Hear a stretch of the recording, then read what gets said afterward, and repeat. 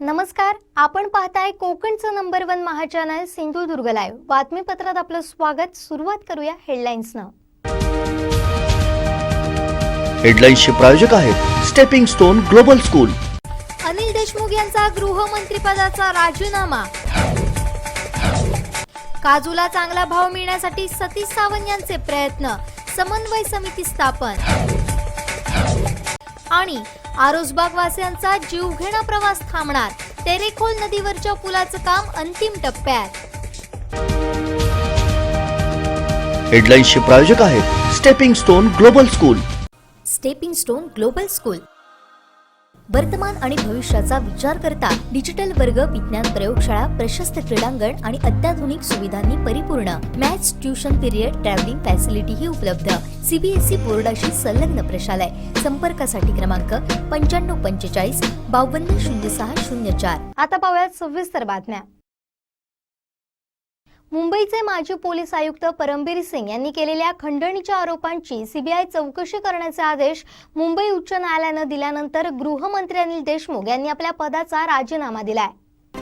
उच्च न्यायालयाचा निर्णय आल्यानंतर या पदावर राहणं योग्य नसल्याचं पक्षश्रेष्ठींना सांगत त्यांनी राजीनामा दिल्याचं नवाब मलिक यांनी पत्रकारांशी बोलताना सांगितलं। गृहमंत्री अनिल देशमुख यांनी प्रत्येक महिन्याला 100 कोटी रुपये वसूल करण्याचे टार्गेट दिले होते। पोलीस नियुक्ती आणि बदल्यांसाठी गृहमंत्री देशमुख पैशांची मागणी करत तसेच तपास कार्यातही हस्तक्षेप करतात असे आरोप परमबीर सिंग यांनी मुख्यमंत्री उद्धव ठाकरे यांना लिहिलेल्या पत्रात केले होते। या सर्व आरोपांची सीबीआय चौकशी व्हावी अशी मागणी परमबीर सिंग यांच्यासह वकील जयश्री पाटील यांनी दाखल केलेल्या याचिकेमधून करण्यात आली होती। उच्च न्यायालयाने परमबीर सिंग यांच्यासहित अन्य 2 याचिका निकाली काढत वकील जयश्री पाटील यांच्या याचिकेवर आदेश दिला की परमबीर सिंग यांनी गृहमंत्री अनिल देशमुख यांच्यावर केलेल्या आरोपांची सीबीआय चौकशी करण्यात यावी। तसेच या प्रकरणाची चौकशी पूर्ण करून 15 दिवसांमध्येच अहवाल सादर करावा। प्राथमिक चौकशीनंतर या प्रकरणी गुन्हा दाखल करण्याबाबतचा निर्णय सीबीआयने घ्यावा असेही न्यायालयाने स्पष्ट केलंय।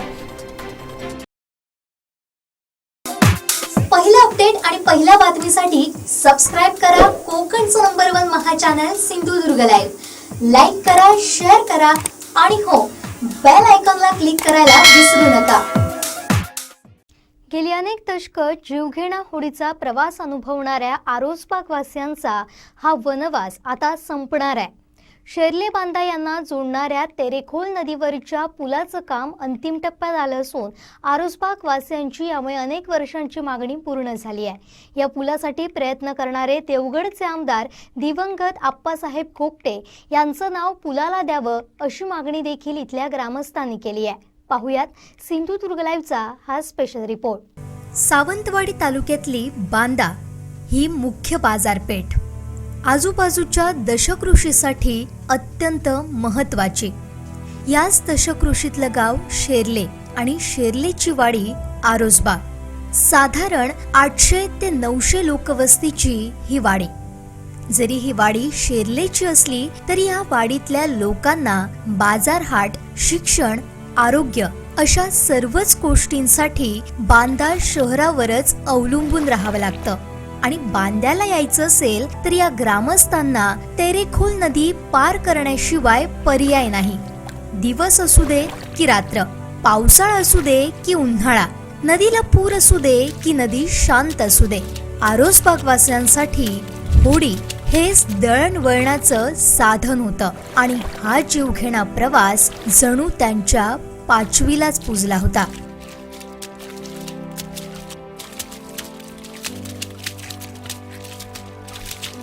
गेली असंख्य वर्षे या आरोसबाग पुलाची मागणी होत होती, पण ती प्रत्यक्षात उतरत नव्हती आणि पूल तयार होत नव्हता। या ठिकाणी पूल व्हावा यासाठी 1987 पासून खऱ्या अर्थानं प्रयत्न सुरू झाले। असंख्य अर्ज, विनंत्या शासन दरबारी सुरूच होत्या, पण त्याला यश येत नव्हतं। नेमके कसे प्रयत्न सुरू होते याविषयी आम्ही जाणून घेतलं। जवळजवळ 1987 सालापासून या पुलासाठी प्रयत्न चालू आहेत आणि त्यावेळी सगळं म्हणजे काँग्रेसचं सरकार होतं आणि त्या काँग्रेसच्या सरकारच्या मंत्र्यांकडे म्हणा आमदारांकडे आमचं म्हणणं मांडलं.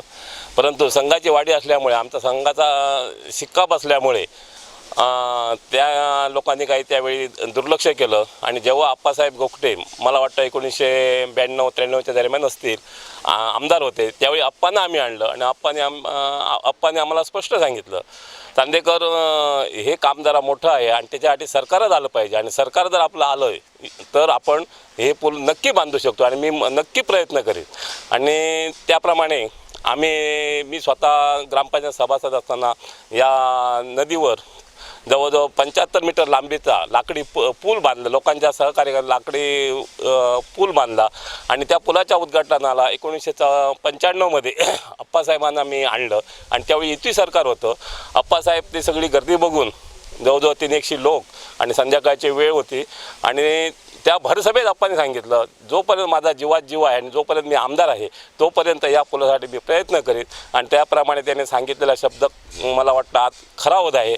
आप्पा आज आपल्यात नाही, परंतु आज आप्पांचं नाव घेतल्याशिवाय हा पुलाचं काम म्हणजे सगळं अशक्यच होतं. म्हणून आप्पांचं नाव पहिल्यांदाच घेतलं पाहिजे आणि आम्ही आता शासन दरबारीसुद्धा मागणी करणार आहोत की या पुलाला आप्पासाहेब गोगटे यांचं नाव द्यावं. आणि ज्यावेळी हे पूल बऱ्याच वेळा अधिकाऱ्यांनी ज्या फाईल पाठवत होते रत्नागिरीपर्यंत, परंतु रत्नागिरीपासून फाईल परत येत होत्या कारण त्यानं 3 ते 4 किलोमीटरचं अंतर दाखवलं होतं 2 पुलामधलं. परंतु जेव्हा नितीन गडकरी साहेबांकडे आम्ही त्यावेळी गेलो, युती सरकारच्या काळात ते बांधकाम मंत्री होते आणि त्यावेळी त्याने सांगितलं आम्ही कोणत्याही परिस्थितीत हा पूल करणार आणि करूया. आणि सगळं त्यावेळी 4 कोटी याला मंजूर करून घेतले होते. मी स्वतः 1999मध्ये जेव्हा युती सरकारचं अधिवेशन कुडाळला होतं त्यावेळी त्यांना भेटलो, त्यावेळी त्याने सांगितलं होतं. परंतु आमचं दुर्दैव पुन्हा एकदा आड आलं आणि 1999मध्ये युती सरकारचं शासन गेलं आणि आमचं परत काँग्रेसचं आघाडी सरकार आलं आणि आमचं पुलाचं काम रखडलं गेलं. आणि त्यानंतर जेव्हा दिल्लीमध्ये मोदी सरकार केंद्रात आपलं आलं आणि पुन्हा एकदा गडकरी साहेब दळणवळण मंत्री झाले आणि मी त्याला आणि आमचे मंदार कल्याणकर असतील, शेतर राऊळ असतील, श्याम काणेकर यांची टीम जी होती, भाजप कार्यकर्ते होते, हे आमच्या अंधेरीमध्ये 4 जुलै 2014मध्ये आम्ही त्यांना भेटलो आणि सगळी हकीकत सांगितली. त्यावेळी आम्हाला गडकरी साहेबांनी शब्द दिला, राज्य सरकारकडे काही पैसा नाही पण आपण हे पूल नाबार्डमध्ये घेऊया. आणि त्यावेळी तत्कालीन जिल्हाध्यक्ष अतुल काळसेकर यांना त्यांनी शब्द दिला की हे पूल जी पुलं सिंधुदुर्ग जिल्ह्यातली पुलं असतील त्या पुलांची यादी कर आणि आरोसबागचा पूल, बांधा आरोसबागचा पूल पहिल्या नंबरला टाक आणि हे आपण आता काम पूर्ण करूया. आणि त्यांच्याच कृपेने, त्यांच्या आशीर्वादाने आता हे काम पूर्ण होताना दिसत आहे. तेरेखोल नदीवर हा पूल होण्यासाठी प्रयत्न सुरू होते, त्याला यश देखील आलं आणि या नदीवर पूल उभा राहिला. पण त्यापूर्वी परिस्थिती अतिशय कठीण होती. विशेषतः पावसाळ्यात ही नदी पार करण्यासाठी जीवावर उदारच व्हावं लागत होतं. सांगायला लाज वाटते, स्त्रिया म्हणा किंवा पुरुष म्हणा, एक कुठंतरी टॉवेल गुंडाळायचं आणि पलीकडे जाऊन कुठेतरी आडोशाला कपडे बदलायचे अशी परिस्थिती होती. शाळेतली मुलं त्यांना पालक घेऊन नेऊन पलीकडे सोडायचे. नदीला भरती असली काय डोक्यावर पुस्तकं घ्यायची आणि पलीकडे पोहत जायचं अशी परिस्थिती होती. पावसाळ्यात तर एक 8-10 फुटाची होडी आणि त्या होडीतनं आम्ही प्रवास करायचो. आणि हल्ली तर ह्या 7-8 वर्षात खाली रेती गाडीत असल्यामुळे पाण्याचा प्रवाह एवढा जोरात वाढला की होडीतनं प्रवास करणे सुद्धा फार कठीण झालेलं होतं. आणि नदीच्या पलीकडे आमची बागायत किंवा शेती असल्यामुळे भर नदीत पुरात आम्ही बैल उतरायचो. त्याच्याबरोबर आम्ही 2 बैलावर एक माणूस उतरायचं आणि पलीकडे बैल घेऊन जायचं. येताना तसं संध्याकाळी 6-7 वाजता नदीत परत बैल उतरायचे आणि त्याच्याबरोबर पोहत परत नदी पार करायची. असा सगळा तो जीवन प्रवास होता.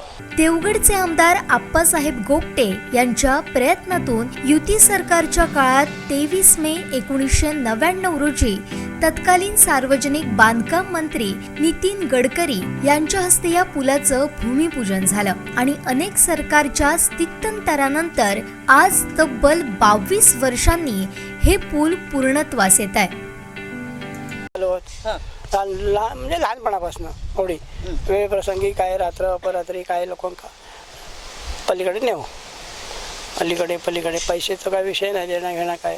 पावसाळा संपल्यावर अलीकडेच काही वर्ष या नदीवर श्रमदानातून तात्पुरत्या स्वरूपातला लाकडी पूल उभारला जात होता. त्यावरून वाहतूक होत होती. पण आता हा पूल पूर्ण होत आलाय. साधारण मे महिन्यापर्यंत हा पूल पूर्ण होईल असा विश्वास पुलाचं काम करणाऱ्यांना आहे. आम्ही या साईडचं काम डायरेक्ट होडीतनं येऊनच लेबरला वगैरे घेऊन पुढं करत गेलो. पुढे आम्ही काय केलं की माती टाकली, पाण्यामध्ये भराव तयार केला आणि लोकांना थोडीफार येण्या जाण्याची सोय केली. म्हणजे काय आमची लोखंडी शिडी वगैरे किंवा पाईप लावून रेलिंग करून लोकांना पण त्याचा फायदा व्हावा. होडीतनी जे प्रवास करतात तो बंद करून आम्ही तिकडनंच त्यांची यायची सोय केली. नंतर जसं काम पुढे होत गेलं तर तसं आम्ही मातीचा भरावाच घातला आणि बऱ्यापैकी लोकांना येण्या जाण्यासाठी मार्ग करून दिला आणि आपलं काम पण चाललं आणि लोकांचा सहयोग पण चालला. असं करत आम्ही काम पुढे चाललो. आता ॲक्च्युली तुम्ही विचारत असाल पुलाची मांडणी कशी आहे, ठेवण कशी आहे, तर ॲक्च्युली 50 मीटरचे 3 गाळे आहेत. 50 मीटरचे 3 गाळे म्हणजे 150 मीटर ब्रिजची लांबी झाली. आतल्या 2 गाड्या आर्यपार होण्यासाठी जे डिस्टन्स लागतं गव्हर्नमेंटच्या नॉर्मप्रमाणे 7.5 मीटर, ते 7.5 मीटर अंतर ठेवलं आहे. त्याप्रमाणे पुलाची मांडणी आहे टोटल. आता तुमच्या मते हा पूल कधी खुला होईल? ठीक आहे. आता ऑलमोस्ट मला विचारायला तर एक 90-95% काम पुलाचं झालेलं आहे. एक ऑलमोस्ट 1 महिन्याभरात पुलाचं काम पुरं होईल आणि 1 महिन्यानंतर हे लोकांसाठी जाण्यासाठी खुला करता येईल. ऑलमोस्ट मेजर काम संपलेलं आहे. लहान सहान जी कामं असतात, फिनिशिंग वगैरे, टचअप वगैरे, कलरिंग वगैरे थोडंफार तेवढंच राहिलं आहे. बाकी ऑलमोस्ट क्लिअर झालेलं आहे. आरोसपाक वासियांचं स्वप्न असलेला हा पूल लवकरच पूर्ण होऊन इथल्या ग्रामस्थांचे हाल आता संपणार आहेत. पुलावरून जेव्हा पहिली गाडी जाईल तेव्हा आरोसपाक वासियांसाठी एक नवीन अध्याय लिहिला जाईल आणि एक नवीन जीवन सुरू होईल. त्यानंतर मात्र जवळजवळ स्वातंत्र्य मिळून 75 वर्षे म्हणजे 150 वर्ष झाली तरी या ठिकाणी या आरोसबाग वासियांसाठी पूल होत नव्हता. ही खरोखर दुर्दैवाची गोष्ट होती.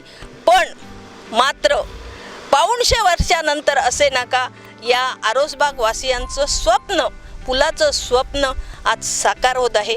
अलीकडच्या आत्ता जो आपण म्हणतो नेहमीची येतो पावसाळा, पण यावेळी मात्र 2021चा पावसाळा आरोसबाग वासियांच्या दृष्टीने आनंदाचा ठरणार आहे. कारण यावर्षी आरोसबाग वासियांचा होडीतून होणारा जीवघेणा प्रवास या पुलामुळे थांबणार आहे.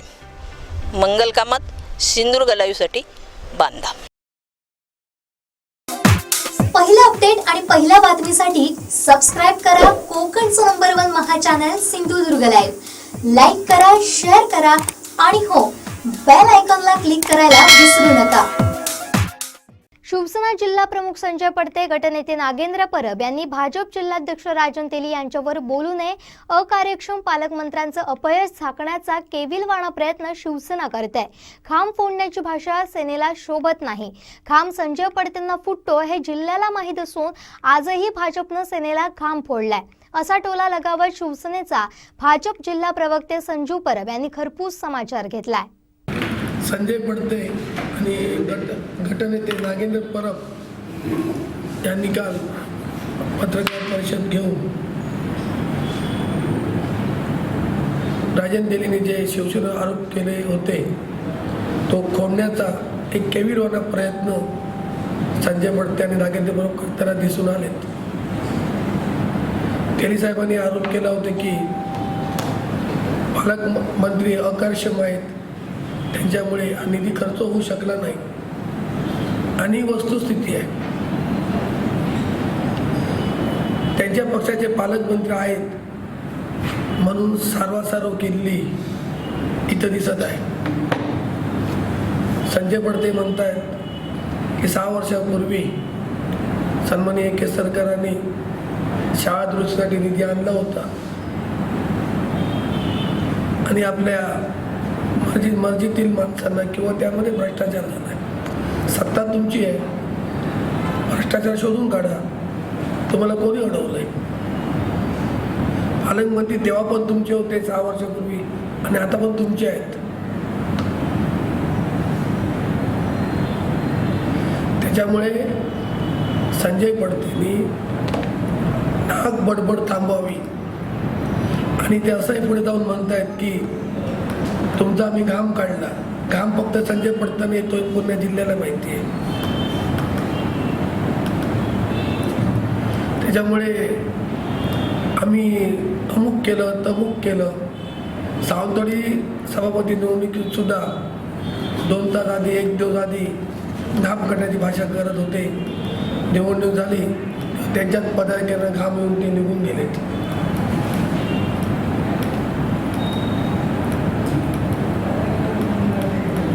आणि जर तुम्ही जर जिल्ह्यात बघितलं तर कणकवलीत 3 कार्यालय शिवसेनेची कार्यरत आहेत कणकवली शहरामध्ये. त्याच्यावरनं त्यांची किती एकी आहे, शिवसेनेत किती गट आहेत हे सर्वांना ज्ञात आहे. तसे सावंतवाडी शहरात सुद्धा शिवसेनेची 2 कार्यालय आहेत. एक संचयनीमध्ये 1 कार्यालय आहे आणि सन्माननीय आमदार केसरकरांचे कार्यालय 1 आहे. इथं सुद्धा 2 कार्यालय चालतात. एक खासदार गटाचं कार्यालय आणि दीपक केसरकरांच्या गटाचं 1 कार्यालय. त्याच्यामुळे आम्ही किती एक आहोत आणि आम्ही काय आहोत हे सांगण्याची गरज नाही. आणि सावंतवाडीत तुम्ही बघितलं काल 13ची 13 मतं ही भारतीय जनता पार्टीच्या पारड्यात पडली. त्याच्यामुळे आम्ही एक संघ आहोत. त्यांनी काळजी करू नये.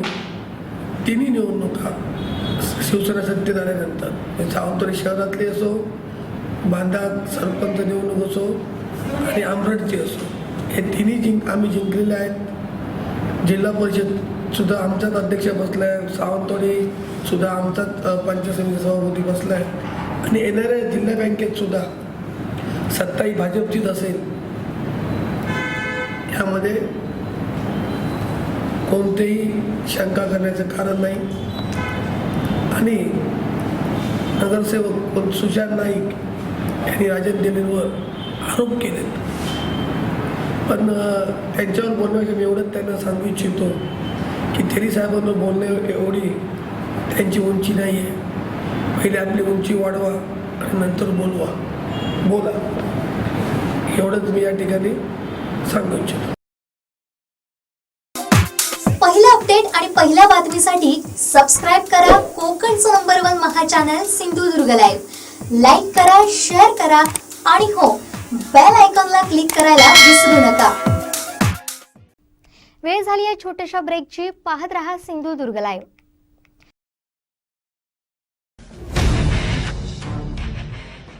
निसर्गरम्य धोडा मार्गात साकार करा तुमच्या सुंदर घराचं स्वप्न.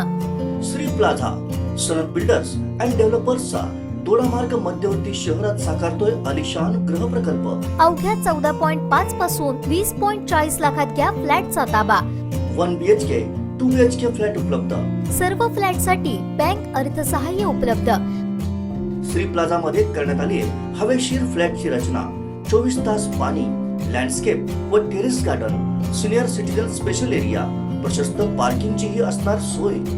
बांधकामासाठी व्हिक्ट्रीफाईड टाइल्स, टीकवूड एंट्रन्स डोअर, अँकर फिनोलेक्स या नामांकित कंपन्यांचे कन्सिल्ड वायरिंग, लिग्रँड, अँकरचे स्विच, हिंदवेअर चेरा कंपनीचे सॅनिटरी साहित्य, जॅग्वार कंपनीचे बाथरूम साहित्य अशा दर्जेदार मटेरियलसह मजबूत आणि उत्कृष्ट बांधकाम. आमची वैशिष्ट्ये: मोपा विमानतळ, थिविम रेल्वे स्टेशन, म्हापसा व बांदा मेजर बस स्टँड अवघ्या 15 ते 21 किलोमीटर अंतरावर. आंबोली आणि मांगेली वॉटरफॉल, तिलारी संवर्धन आणि डॅम प्रकल्प, तळकटची वनबाग, निसर्गाचं वरदान लाभलेला कसईनाथ डोंगर, wilderness resort, Tilari Green Hill resort, योग रिसॉर्ट, सारे काही अवघ्या 10 ते 15 किलोमीटरवर. गोवा आंतरराष्ट्रीय पर्यटन स्थळ व कलंगूट बागा, शिरोडा, वेळागर हे समुद्रकिनारे अवघ्या 30 ते 35 किलोमीटर अंतरावर. म्हणूनच महाराष्ट्र, गोवा व कर्नाटकच्या सीमेवर दोडामार्ग शहरात साकारणारा श्री प्लाझा हा गृह प्रकल्प सुंदर घराबरोबर लक्झरी लाईफचे स्वप्न साकार करणारा आहे एकमेव गृह प्रकल्प. चला तर मग आपल्या सुंदर घराचं स्वप्न साकार करण्यासाठी आजच बुक करा हक्काचं घर. बुकिंगसाठी व अधिक माहितीसाठी संपर्क सुशांत वाडकर 75 07 88 33 99. Office number 02363 25 65 99. आमचा पत्ता Sanat builders and developers, shop number 1, Shri Ganesh plaza, Sanat motors जवळ, Hero showroom, Siddhivinayak colony, Dodamarg. Contact number 7507 88 33 99. अस्सल कोकणचा काजू हवाय तर एकच पर्याय, हॉटेल वैभव. वैभव हॉटेलच्या मेनूत अजून एक वैभव, ओरिजिनल कोकण कॅशू नट. कोणतीही अत्याधुनिक प्रक्रिया न करता बनवलेले उच्च प्रतीचे काजूगर अगदी माफक दरात. तळ कोकणच्या लाल मातीतील आपला ब्रँड रुचकर काजूगर, पॉलिश आणि विना पॉलिश दोन्ही प्रकारात अगदी होलसेल दरात उपलब्ध. संपर्क मोहन गवंडे 7588 56 98 61, सदानंद गवंडे 91 58 36 27 26. वैभव उपहारगृह, आई रोड, पिंपळेश्वर समोर, बाजारपेठ, दोडामार्ग. सिंधुदुर्ग बँक, आपली माणसं आपली बँक. सतीश सावंत अध्यक्ष, सुरेश दळवी उपाध्यक्ष. जिल्हा बँकेत पगार होणाऱ्या नोकरदारांसाठी विशेष योजना सिंधू बँक सॅलरी प्लस योजना. पगार तारण कर्ज, घर कर्ज, वाहन कर्ज, वैयक्तिक कर्ज, शैक्षणिक कर्ज योजना उपलब्ध. सिंधुदुर्ग जिल्ह्यात सर्वाधिक एटीएम सेंटर आणि मोबाईल व्हॅन असणारी जिल्ह्यातली एकमेव बँक. सर्व डिजिटल पेमेंट सुविधा सुद्धा उपलब्ध. जलद आणि सुरक्षित आर्थिक व्यवहारांसाठी डाउनलोड करा सिंधुदुर्ग बँक ॲप.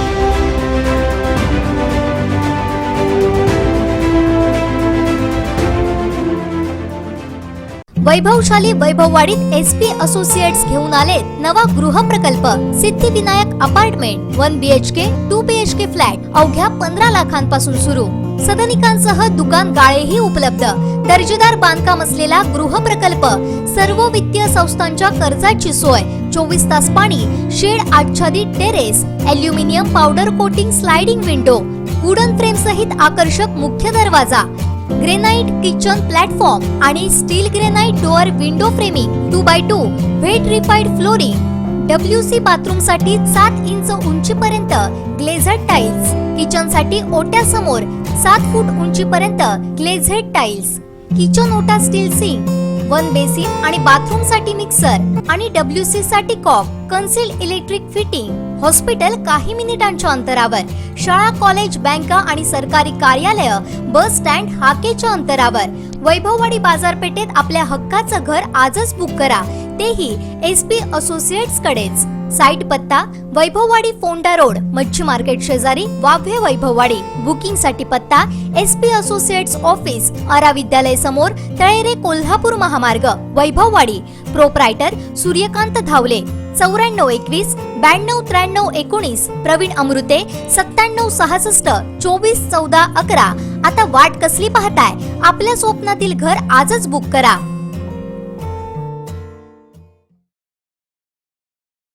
बातमीपत्रात आपलं स्वागत. पाहूया यानंतरची बातमी. कोरोना काळ असला तरी राज्यातील निवडणुका पोटनिवडणुका होत आहेत, मग जिल्हा बँक निवडणुका होत नाही. 14 महिने निवडणूक पुढे ढकलण्याचं कारण काय, असा सवाल भाजप जिल्हा प्रवक्ते नगराध्यक्ष संजू परब यांनी केलाय. तर इतर निवडणुका होताना मर्यादित सभासद असून 8 तालुक्यात मतदान प्रक्रिया होत असून देखील निवडणूक न घेण्यामागे काहीतरी गोडबंगाल असल्याचा संशय संजू परब यांनी व्यक्त केलाय. भारत देश हा संविधानावर चालतो. आज देशात करोनाच्या काळात सुद्धा निवडणुका झाल्या. आता पश्चिम बंगालची निवडणूक आहे, त्याच्या आधी एका राज्याची निवडणूक झाली, उत्तराखंडची निवडणूक झाली, करोना काळात बिहारची झाली, निवडणुका झाल्यात करोना काळात सुद्धा. पण आमचं मत असं आहे, जर निवडणुका होतात आणि इथं पण झालं, महाराष्ट्रात पण निवडणुका झाल्या. जर निवडणुका होतात मग जिल्ह्यापैकी निवडणूक का पुढे ढकलली जाते? आमचा भारतीय जनता पार्टीचा संशय आहे, का निवडणूक आणि किती 14 महिने निवडणूक पुढे ढकलली जाते.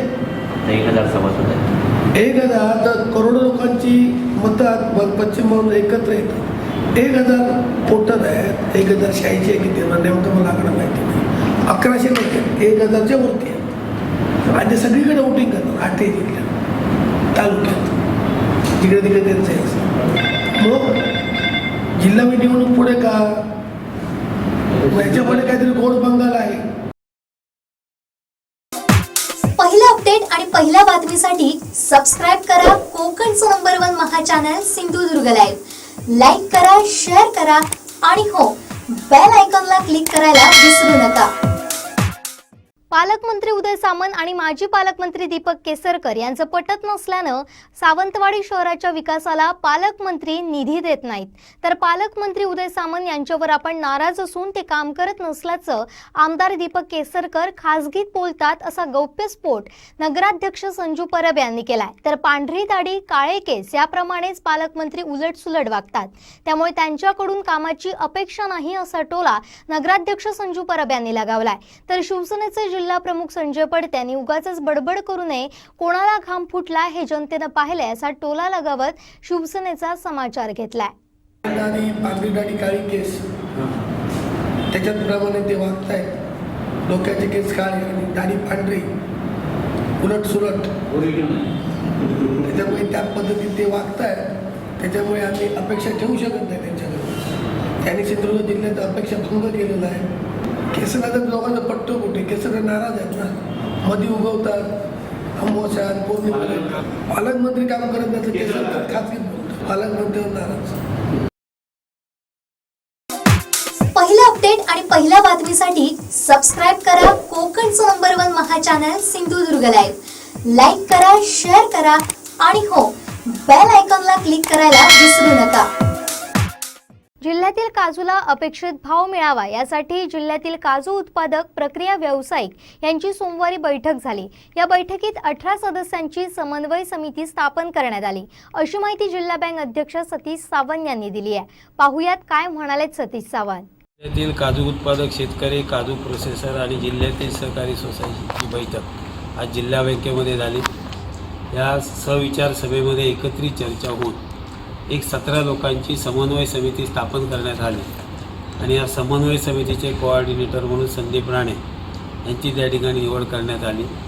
गेल्या वर्षी ज्या ज्या सोसायटीने काजू बी खरेदी केली त्यात कोणतीही संस्था त्यामध्ये तोट्यात गेलेली नव्हती आणि म्हणून गेल्या वर्षी 9.5% दिलेलं कॅश क्रेडिट यावेळी काजू उत्पादक शेतकऱ्यांना चांगला न्याय देण्यासाठी 9% दराने कॅश क्रेडिट देण्याचा निर्णय आज जिल्हा बँकेच्या संचालक मंडळाने घेतलेला आहे. उद्या दराची निश्चिती झाल्यानंतर या सोसायटीला कॅश क्रेडिट उपलब्ध केलं जाईल, जेणेकरून ज्या पद्धतीने ह्या जिल्ह्यातील जो काही काजू दर कमी केला जातो आहे आणि काजू उत्पादक शेतकऱ्यांचं नुकसान होतं आहे, हे नुकसान टाळण्यासाठी या समन्वय समितीच्या माध्यमातून काजू उत्पादक शेतकऱ्यांचं GI मानांकन घेणं, या ठिकाणी कॅश क्रेडिट उपलब्ध करून देणं आणि GI मानांकन झालेल्या सिंधुदुर्ग जिल्ह्यातील काजूचं प्रोसेसिंग युनिट ह्या जिल्ह्यात होईल, हे एकत्रित प्रयत्न करण्यासाठी या समन्वय समितीची स्थापना झालेली आहे. आणि म्हणून या समन्वय समितीच्या माध्यमातून काजूचा दर ह्या ठिकाणी जो काही 100 रुपयापर्यंत आलेला आहे हे वेगवेगळ्या तालुक्यामध्ये, तो त्या ठिकाणी भविष्यामध्ये ह्या शुक्रवारच्या बैठकीमध्ये काजू उत्पादक शेतकऱ्यांना चांगला रेट दिला जाईल. जोपर्यंत काजूचा दर या समन्वय समितीमार्फत अधिकृत डिक्लेअर होत नाही आहे तोपर्यंत काजू उत्पादक शेतकऱ्यांनी आपली काजू बी कमी दराने विकू नये आणि फायदा शेतकऱ्यांना होईल. आणि जिल्हा बँक आणि सहकारी सोसायटी या निश्चितच या काजू उत्पादक शेतकऱ्यांच्या पाठीची गंभीरपणे उभा आहे आणि निश्चित त्याला आम्हाला यश येईल अशा प्रकारची आम्ही खात्री बाळगतो. आणि GI मानांकनाचं रजिस्ट्रेशन चालू करून ह्या जिल्ह्यातील काजूमध्ये जी काही आफ्रिका, ब्राझील, बेल्जियम ही जी काही भेसळ होते आहे ती भेसळ थांबवण्यासाठी ह्या जिल्ह्यातील काजूला GI मानांकन मिळून ह्याच जिल्ह्यातील GI मानांकनाचं प्रोसेसिंग युनिटसाठी शासनाने मदत करावी यासाठी पणन मंत्र्यांची आम्ही भेट घेणार आहोत आणि GI मानांकन होऊन ह्याच जिल्ह्यातील GI मानांकनाचं प्रोसेसिंग युनिट झालं तरच त्या ठिकाणी काजूला रेट मिळणार आहे. पहिला अपडेट आणि पहिल्या बातमीसाठी सबस्क्राईब करा कोकणचं नंबर 1 महा चॅनल सिंधुदुर्ग लाईव्ह. लाईक करा, शेअर करा आणि हो, बेल आयकॉनला क्लिक करायला विसरू नका. वैभववाडी तालुक्यात कोरोना रुग्णसंख्या वाढत आहे. तालुक्याची परिस्थिती हाताबाहेर जाण्याआधी आठवडी बाजाराबाबत प्रशासनानं विचार करावा. परजिल्ह्यातून येणाऱ्या व्यापाऱ्यांबाबत प्रशासन कडक धोरण राबवावं अशी मागणी भाजपतर्फे जयेंद्र रावराणे यांनी केली आहे. काय म्हणाले जयेंद्र रावराणे पाहूयात.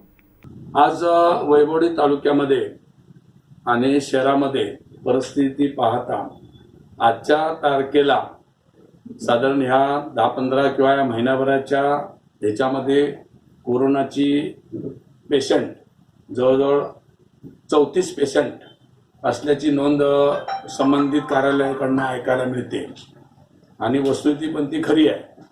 आणि आज जर बघितलं तर आज 6 पेशंट पॉझिटिव्ह मिळालेले आहेत, त्यापैकी एक मयत आहे. आणि अशी परिस्थिती ही दिवसेंदिवस वाढत चाललेली आहे. आणि म्हणून आज आम्ही एक वैभववाडीतला नागरिक म्हणून आम्ही व्यापारी संघटनेला आणि इतर यंत्रणेला, तहसीलदार असतील, नगरपालिका असेल, पोलीस इन्स्पेक्टर असतील, ते यांना सुरक्षेच्या दृष्टिकोनातून शासनाने दिलेले आखून जे काही नियम आहेत त्या नियमांचं जास्तीत जास्त कसं पालन होईल आणि जास्तीत जास्त सुरक्षेच्या दृष्टिकोनातून सोशल डिस्टन्सची असेल, मास्कचा प्रकार असेल, सॅनिटायझर असेल, व्यापाऱ्यांच्या दुकानासमोर जास्तीत जास्त गर्दी न होणं, हे सगळे उपाय योजण्याची आता गरज आहे. आणि म्हणून जास्तीत जास्त जी यंत्रणा आहे त्या यंत्रणेला आम्ही यावेळी सांगू इच्छितो की व्यापारी संघटनेने सुद्धा बाहेरचे पर जिल्ह्यातून, विशेषतः ज्या जिल्ह्यामध्ये कोरोना जास्त आहे त्या जिल्ह्यातले व्यापारी या वैभववाडी शहरात येता कामा नये याची सुद्धा काळजी व्यापारी आणि नगरपालिकेने घेतली पाहिजे. आणि तहसीलदारांनी सुद्धा संपूर्ण जिल्ह्यामध्ये तालुक्यामध्ये जी काय परिस्थिती आहे त्याचा आढावा घेऊन आरोग्य यंत्रणा आणि पोलीस यंत्रणा ही अतिशय चांगल्या प्रकारची सक्षम करण्याची आज गरज आहे. कारण अतिशय लोक गर्दी करतायत.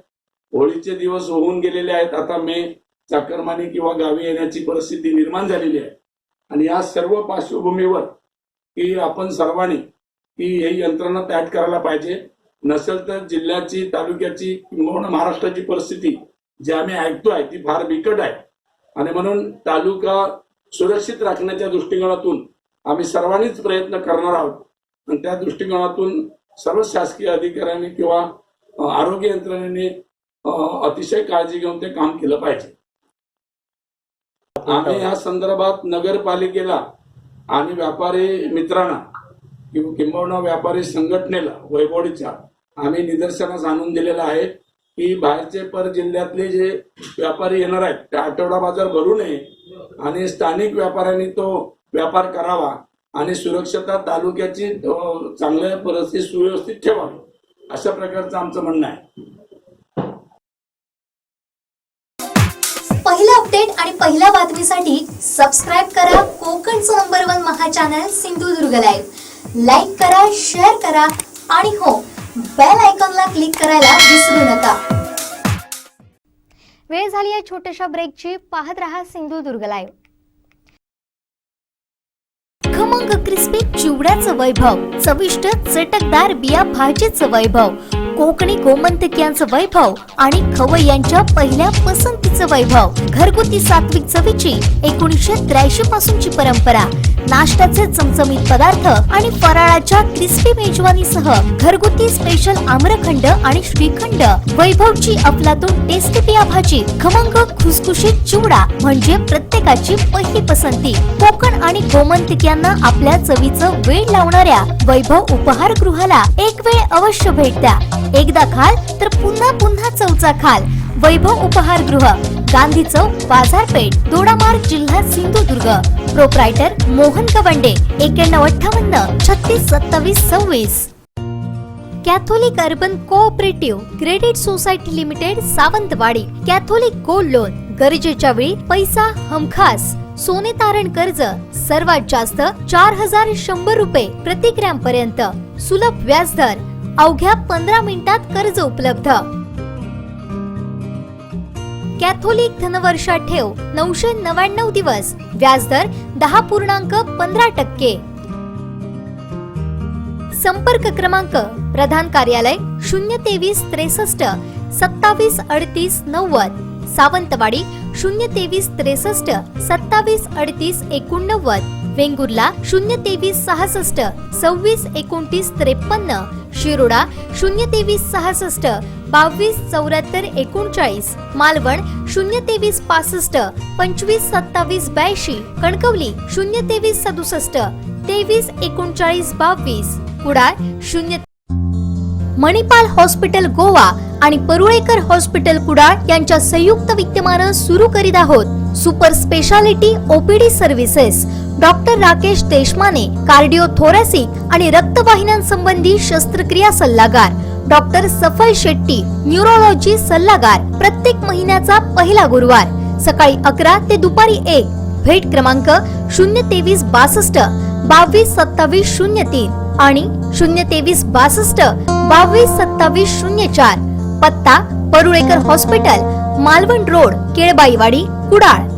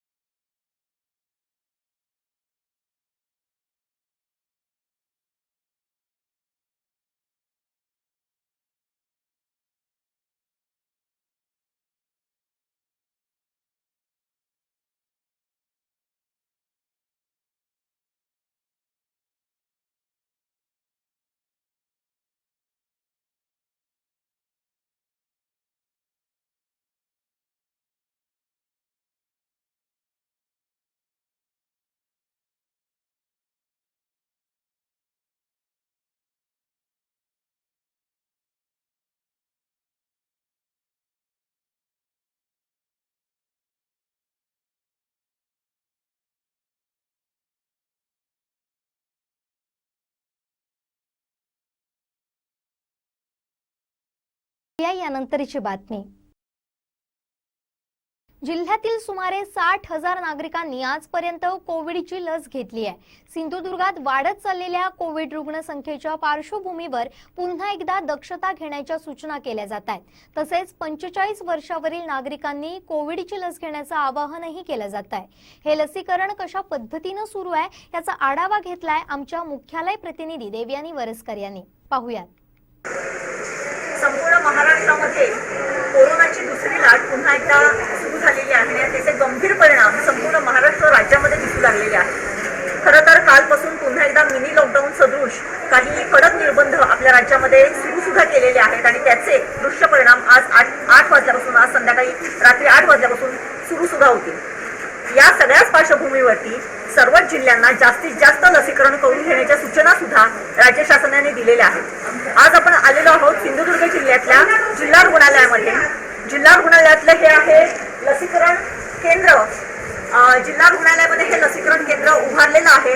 अशीच तालुकावार सगळ्या ठिकाणी लसीकरण केंद्र आहेत आणि याच ठिकाणी आज आपण बघतोय 45 वर्षावरच्या जास्तीत जास्त नागरिकांनी लस घ्यावी याच्यासाठी त्याप्रमाणे आवाहन सुद्धा केलं जात आहे आणि या आवाहनाला प्रतिसाद म्हणून सिंधुदुर्ग जिल्ह्यातल्या नागरिकांनी या लसीकरण केंद्रावरती गर्दी सुद्धा केलेली आपण बघू शकतो.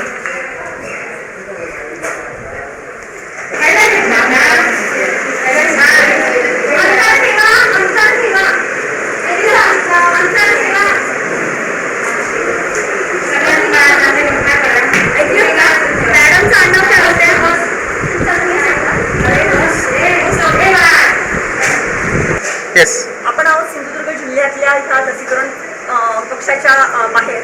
बघूया लसीकरण कक्षामध्ये कशा पद्धतीने ही लसीकरणाची प्रक्रिया सुरू आहे. आपण बघतोय या लसीकरण कक्षामध्ये इथे हा लसीकरण वॅक्सिनेशन जो आहे लसीकरण कक्ष आहे. पहिल्यांदा इथे प्रत्येक जो लसीकरणासाठी नागरिक येतोय त्याचं इथे रजिस्ट्रेशन केलं जात आहे. त्याचा आधार कार्ड घेऊन त्याचं रजिस्ट्रेशन केलं जात आहे. त्याचा पहिला डोस आहे की दुसरा डोस आहे विचारलं जात आहे आणि त्यानुसार त्याचे इथे जे काही नोंदणी आहे ती केली जाते. याच्यासाठी इथे राज्यामध्ये काही नागरिक सुद्धा उभे आहेत. त्याच्यामध्ये काही पोलीस दलाचे शिपाई जवान सुद्धा उभे आहेत. आपण बघतोय लसीकरणासाठी आपल्या जिल्ह्यामध्ये बऱ्याच ठिकाणावरून काही लोक आलेले आहेत आणि इथे लसीकरण कक्षामध्ये त्यांनी आपलं नोंदणी सुरू केलेली आहे. त्यानंतर इथे आपण बघतोय हे कोवॅक्सिनचं डिपार्टमेंट आहे आणि इथे अशा पद्धतीने हे लसीकरणाचं जे काही प्रक्रिया आहे ती केली जाते. इथे काफी बसलेले आहेत. पहिल्यांदाच लस दिलाय की दुसरा डोस आहे. पहिला डोस दिलाय. जेव्हा शासनाने जाहीर केलं की 45 वर्षावरच्या सगळ्या लोकांनी हे खावं लस आहे, तुम्हाला काही भीती वाटली का? काहीच नाही भीती वाटली. बरं, गेले काही दिवस आधी हे काम करत आहेत. जे कोणी नागरिक इथे लसीकरणासाठी येत आहेत त्यांच्याकडे शंका असतात, काय असतात, त्याचा काय अनुभव आहे? त्यांच्या खूप शंका असतात. तर त्या शंकाचं निरोधन आमच्याकडून होतं आणि त्या उत्तरच आम्ही त्यांना लस देतो. त्यांच्या सहमतीनेच देतो. बरं, इथे लस दिल्यानंतर आपण काय करणार? लस दिल्यावर आम्ही त्यांना अर्धा तास ऑब्झर्वेशन रूममध्ये बसवतो, त्यांना ऑब्झर्व करतो आणि त्यानंतर मी त्यांना घरी जायला सांगतो.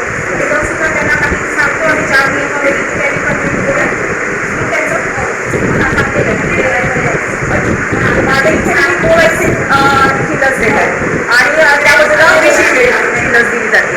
एका बाजूला कोवॅक्सिन आहे तर दुसऱ्या बाजूला हे कोविशिल्डचं डिपार्टमेंट आहे. 2 लसी आपल्या भारतामध्ये दिल्या जात आहेत, कोवॅक्सिन आणि कोविशिल्ड.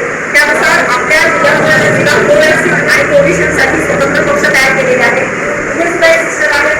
सिस्टर तुम्ही हे कोविशिल्डचं लसीकरण इथे करताय. काय नागरिक येतात त्यांच्या काही शंका असतात का? तुम्हाला ते विचारतात का? डोस घेऊन झाल्यानंतर दुसरा डोस कधी घ्यायचा रोज विचारतात. काय कॉम्प्लिकेशन घ्यायचं काय करायचं त्याची माहिती सांगितली होती. बरं, एकूणच कोविशिल्ड आणि कोवॅक्सिन अशा 2 लसींचं इथे लसीकरण सुरू आहे. याच्यानंतर आपण बघूया हे जे लसीकरण सुरू आहे त्याच्यामध्ये लस घेतल्यानंतर या नागरिकांना एका ठिकाणी इथे निरीक्षण कक्षामध्ये ठेवलं जाते. खरं तर अर्धा तास लस घेतल्यानंतर अर्धा तास या निरीक्षण कक्षामध्ये त्या नागरिकांना ठेवलं जाते. आपण बघूया या निरीक्षण कक्षामध्ये लस घेतलेल्या जवळजवळ बरेच जण सकाळपासून जे लस घेतलेले आहेत असे नागरिक इथे बसलेले आहेत. त्याच्यामध्ये पोलीस दलाचे जवान आहेत, महिला आहेत, वृद्ध माणसं सुद्धा आहेत. आपण यांच्यापैकी या निरीक्षण कक्षाच्या ज्या काही सिस्टर आहेत त्यांना विचारूया. एकूणच इथे एक आपल्याला आप कहाँ से आए? एनसीसी से. आपने आज फर्स्ट डोज लिया कि सेकंड डोज लिया? आपको कुछ तकलीफ है? आपको कुछ परेशानी नजर आई डर मन में? अच्छा, या एनसीसी से हे इथे जे 558 महाराष्ट्र बटालियन आहे त्याचे एक हे जवान आहेत आणि त्यांनी सांगितलेले की त्यांचा दुसरा डोस आहे आजचा. त्यांना कुठल्याच प्रकारचा त्रास नाही किंवा त्यांनी निर्भयपणे हा डोस घेतलेला आहे. इथे असेच एक महिला आहेत. तुम्ही आज पहिला डोस घेतला की दुसरा? तुम्हाला ती भीती होती मनामध्ये? आता डोस घेतल्यानंतर आपण सुरक्षित झाले कोरोनापासून अशी एक चांगली भावना मनामध्ये आहे की नाही? निश्चितच हे जे आपण नागरिक बघतोय यांच्या मनामध्ये निश्चितच चांगली भावना आहे. त्यांनी डोस घेतलेला आहे आणि निश्चितच आपण त्यापासून कोरोनापासून आपण आपला बचाव केलेला आहे. हे राष्ट्रहिताचं जे काही स्फुरण असते ते सुद्धा या सगळ्यांच्या चेहऱ्यावरती आपण बसतोय. इथे आहेत देसाई, फार जुने म्हणजे ज्येष्ठ नागरिकही आहेत आणि माजी सरकारी कर्मचारी आहेत. देसाई काकांनी विचारले काका तुम्ही पहिलाच कसं वाटतंय तुम्हाला? अगदी व्यवस्थित वाटतंय. तिथं कॉपरेशन पण चांगलं आणि अगदी उत्तम प्रकारे सेवा करतात. लोकांनी जास्तीत जास्त हा डोस घ्यावा याच्यासाठी तुम्ही काय आवाहन कराल? कारण तुम्ही सुद्धा एका कर्मचारी संघटनेचे फार सक्रिय कार्यकर्ते राहिलेले आहात. सर्वांनी डोस घेतला पाहिजे. त्यामुळं सर्वांचंच भलं होईल आणि अगदी सर्वांना ज्यांना देतील त्यांना त्यांनी घेतलं पाहिजे. स्वतःहून पुढे येऊन सगळ्यांनी हा डोस घेतला पाहिजे आणि त्यांच्यासाठी आणि राष्ट्रासाठी, देशासाठी, आपल्या गावासाठी, सगळ्यांसाठी हिताचं. नक्कीच सगळ्यांनी डोस घेतला पाहिजे असं त्यांनी सांगितलेलं आहे. इथे काही इथे ॲडव्होकेट पांगम आहे. पांगम सर, आपला दुसरा डोस आहे. ज्येष्ठ नागरिक तर आहातच. कित्येक वर्ष जिल्ह्याच्या विधी सेवा कार्यालयामध्ये आपलं फार मोठं योगदान आहे. काय अपील करत आपण सिंधुदुर्गातल्या जनतेला? सिनियर सिटीजन सगळ्यांनी लस घेतली पाहिजे असं माझं मत आहे. कारण आजचा जी परिस्थिती बघितली तर कोविड काय थांबणार दिसत नाही. लोकांची प्रत्येकाची प्रतिबंधक स्थिती वाढली जर परिस्थिती तरच लोक आपापल्या शरीराची प्रतिकार करू शकतात, प्रतिकार तर सगळ्यांनी घ्यावं अशी माझी इच्छा आहे. वयाचा त्याला बंधन ठेवू नये. सगळ्या लोकांनी घ्यावी आणि माझे विशेष सेकंड डोस घेतला एक आम्हाला काही त्रास नाही. सगळ्यांनी घेतला पाहिजे माझं मत आहे. हे ते ॲडव्होकेट पांगम गेली काही वर्ष त्यांनी जिल्ह्याच्या विधी सेवा अजूनही ते कार्यरत आहेत. फार उत्कृष्टरित्या काम केलेलं आहे. त्यांच्या मिसेसने सुद्धा हा डोस घेतलेला आहे. ते अजून एक काकी आहे. काकी आज तुम्ही पहिला डोस घेतला, दुसरा डोस घेतला आहे. दुसरा डोस घेतला. महिलांनी पुढे येऊन जास्तीत जास्त महिलांनी डोस घ्यावा यासाठी तुम्ही काय अपील कराल?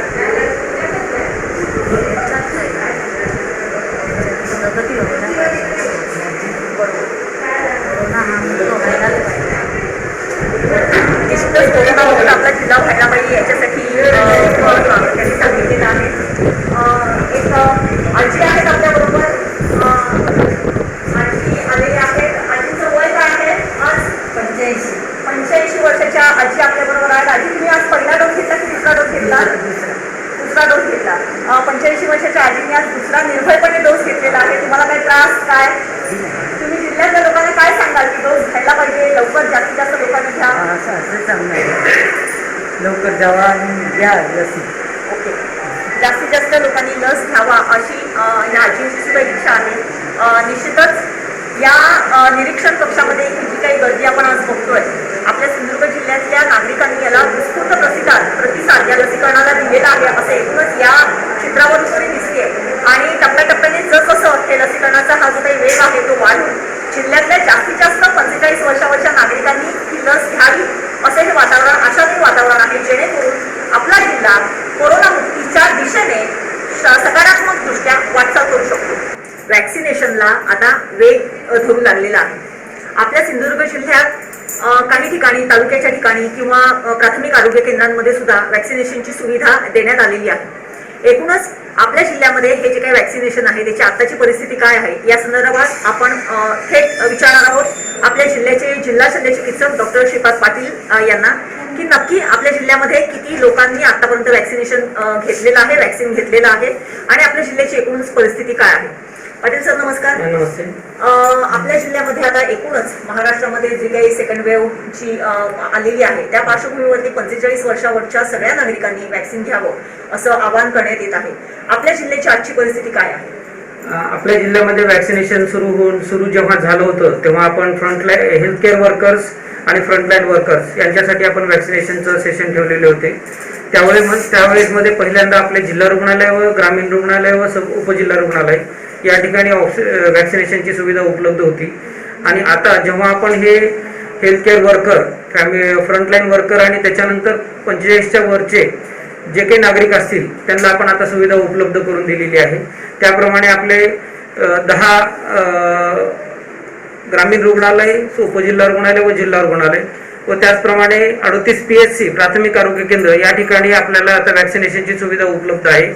व याच्यापुढे आपला असा मानस आहे की ज्या सब सेंटरला डॉक्टर्स उपलब्ध असतील आणि नेट चांगल्या प्रकारे अवेलेबल असेल अशा सब सेंटरला देखील आपल्याला आता वॅक्सिनेशन सुरू करायचं आहे. जेव्हापासून आपलं वॅक्सिनेशन सुरू झालं आतापर्यंत आपले 58 ते 60 हजारापर्यंत वॅक्सिनेशन आपल्या जिल्ह्यामध्ये झालेलं आहे. व याच्यापुढेही वॅक्सिनेशन संदर्भात जो काही गैरसमज किंवा घाबरत होती लोक ते न घाबरता मी असं आवाहन करेन की न घाबरता व कुठलाही गैरसमज न ठेवता ज्यांचं वय 45 आहे अशा प्रत्येक व्यक्तींनी वॅक्सिनेशन करून हा जो कोविड प्रादुर्भाव आहे त्याचा प्रतिबंध रोखण्यामध्ये मदत करावी. आतापर्यंत आपण म्हणालात की 58 ते 60 हजार लोकांनी आपल्याकडे वॅक्सिन घेतलेलं आहे. सर्वसाधारणपणे दिवसाला किती लोकांनी वॅक्सिन घ्यावं अशी अपेक्षा आहे आणि आपण आपलं उद्दिष्ट गाठू शकू? त्यामुळे आपले जे 51 सेशन आहेत त्या 51 सेशन मध्ये साधारण आपल्याला 4000 वॅक्सिनेशन दिवसाला होतील अशी आपल्याला अपेक्षा आहे व त्याप्रमाणे 3800 ते 4000 होतात आपल्याकडे वॅक्सिनेशन. निश्चितच. आणि एकूणच ही काही सेकंड वेव्ह जी आहे आता अशी सुद्धा भीती आज सकाळच्या म्हणजे CISRचे जे काही डॉक्टर एकूणच सर गेल्या 3-4 दिवसांमध्ये किंवा 4-5 दिवसांपासून आपल्या जिल्ह्यामध्ये जी कोरोना पॉझिटिव्ह येण्याची संख्या जी 14-15 अशी होती ती आता थेट 70-80-90च्या घरामध्ये पोहोचलेली आहे. याची कारणं काय असू शकतात आणि या पार्श्वभूमीवरती लोकांनी काय दक्षता घ्यायला पाहिजे? आता जे काही आपल्याला आता जी 28 तारखेनंतर जी पॉझिटिव्हिटीचा रेट जो वाढलेला आहे जो पूर्वी 20 पर्यंत होता तो आता 70-80 पर्यंत गेलेला आहे. याच्यावरून आपल्याला असं दिसून येतं की पुढच्या 10 दिवस आपल्याला खूप सतर्क राहायचं आहे आरोग्य यंत्रणा व सर्व परीने बेड्स मॅनेजमेंट त्यांची ट्रीटमेंट मॅनेजमेंट हा आपल्याला प्रोटोकॉल आम्हाला सांभाळायचा आहे. तर हे जे एक्सप्लोजन होणार आहे पॉझिटिव्ह केसेसचं त्यासाठी आम्ही सर्वतोपरी तयार आहेत व वॅक्सिनेशन जेवढं जास्त घ्याल लोकांनी तेवढं लवकर आटोक्यात येऊ शकते असं ICMRचं आणि NCDCचं संकेत आहेत. आणि वॅक्सिनेशन घेतल्यानंतर देखील लोकांनी टेस्टिंग करणं हे गरजेचंच आहे की जिथं कुठले सिम्पटम्स ताप आला आहे, अंगदुखी आहे, संडासला त्रास आहे, अशा अंगदुखी तर या पेशंटने टेस्टिंग करणं गरजेचं आहे. वॅक्सिन पूर्ण घेतल्यानंतर मला टेस्टिंग नको असं जे आहे ते न करता कुठलाही त्रास नंतर देखील उद्भवला तर आपण टेस्टिंग करणं गरजेचं आहे. व दुसरी गोष्ट वॅक्सिनेशन घेतल्यानंतर देखील कोविड अप्रोप्रिएट बिहेवियर म्हणजे मास्क टाळणे, गर्दीच्या ठिकाणी जाणं टाळणे, सॅनिटायझरचा उपयोग करणे, हातपाय स्वच्छ धुणे हे गरजेचं आहेच. निश्चितच कालपासून आता राज्य शासनाने नवीन गाईडलाईन्स संपूर्ण राज्यासाठी जाहीर केलेल्या आहेत. परंतु तरी आपल्याकडे म्हणजे आता सिंधुदुर्ग जिल्ह्याच्या दृष्टिकोनातून बघितलं तर आगामी पावसाळ्याची बेगमी म्हणा किंवा एकूणच आता उन्हाळ्याचा काळ की जो शेतकऱ्यांसाठी बेगमीचा असतो त्यामुळे अनेक शेतकऱ्यांची लगबग सुरू आहे आणि त्या दृष्टिकोनातून बाजारांमध्ये गर्दी सुद्धा पुन्हा एकदा त्याच पद्धतीने वाढते. तर अशा लोकांना तुम्ही काय सूचना द्याल, काय सांगाल?